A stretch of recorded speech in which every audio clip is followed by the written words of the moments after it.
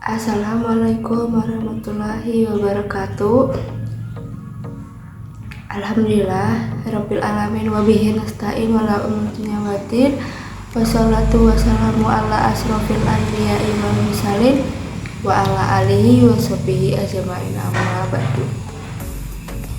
Saya Nafla Zena Soliha, gambaran PM 241063110044. Saya di sini akan menjelaskan tentang perbedaan hadis riwayah dan diroyah. Tonton sampai akhir ya teman-teman. Cekidot. Pada kesempatan kali ini saya akan menjelaskan apa itu perbedaan hadis riwayah dan diroyah. Tapi sebelum saya masuk ke materi inti, saya akan menjelaskan apa itu hadis. Nah, secara bahasa, hadis itu lawan kata dari qadim. Hadis artinya baru, sedangkan qadim artinya dahulu atau lampau. Disebut hadis karena untuk membedakan dengan qadim atau dengan Al-Quran, kalamun qadimun. Jadi hadis ini bukanlah Al-Quran. Nah, di situ saya akan menjelaskan apa itu hadis riwayah dan diroyah. Nah, hadis riwayah itu punya pengertian, yaitu periwayatan suatu berita atau informasi yang berdasarkan kepada Rasulullah SAW. Sedangkan diroyah adalah jalan atau tata cara atau metode lah ya bisa yang kita sebut untuk mengetahui bagaimana keadaan perawi, sanad dan matan hadis tersebut. Penjelasan dari perbedaannya riwayah dan diroyah. Riwayah itu bisa dikatakan rantai untuk periwayatan, misalkan dari A dari B dari C dari Nabi Muhammad. Nah, sedangkan diroyah itu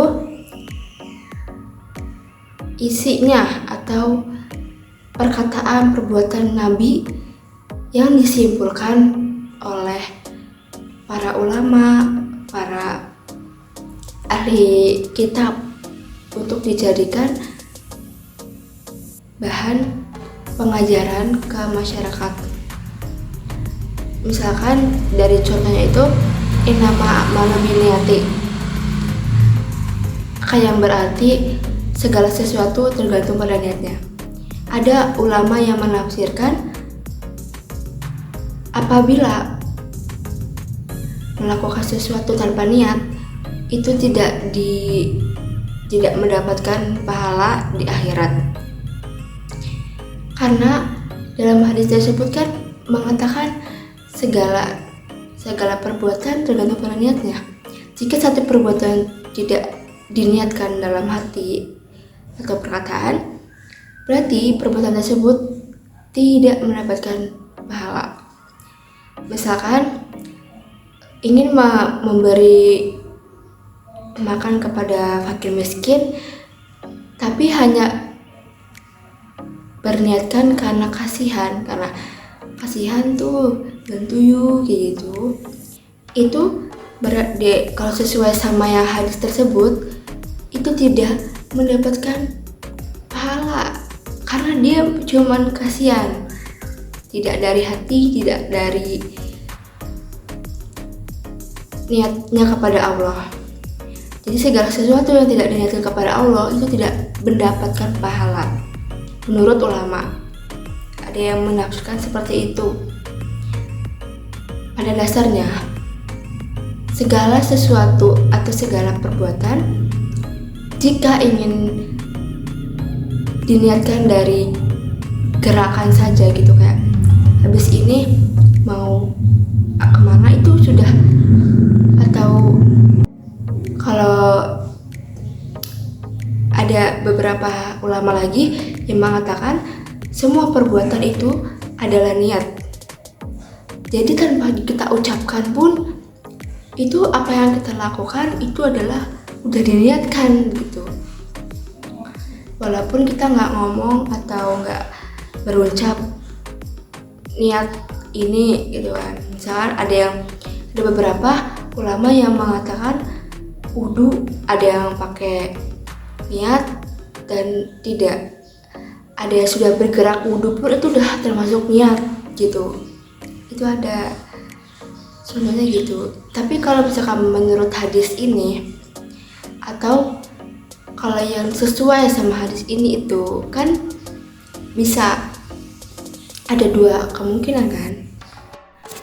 Jadi bisa disimpulkan perbedaannya itu, kalau hadis riwayat itu dari periwayatannya, misalkan kayak contohnya berarti qala Rasulullah sallallahu alaihi wasallam dan seterusnya.